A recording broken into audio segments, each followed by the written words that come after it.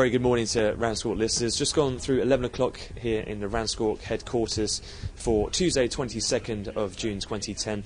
And in the last hour of trade we have seen some risk-averse tones just setting into the markets ahead of the North American Open. In particular, some of the fears or some of the weight felt in particular in that of Spain and France, where the 10-year bond yields against German bunds have widened by around 15%, both on an individual basis.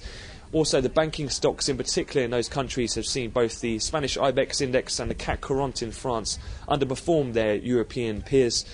In particular, we have seen BNP Paribas were downgraded by Fitch pre-market today.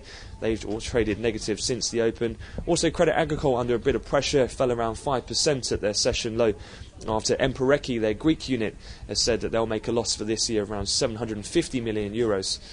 Those persistent fears then have seen the euro turn a little lower. It's given a bid to the dollar index and has fueled the gains in bund futures above that 128 handle, where some stops were triggered earlier on.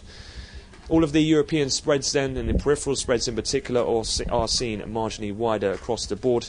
But much of the focus here in the UK will now turn to 12:30 London time. We'll look out for the release of the latest UK emergency budget, since we've had this coalition now put in place.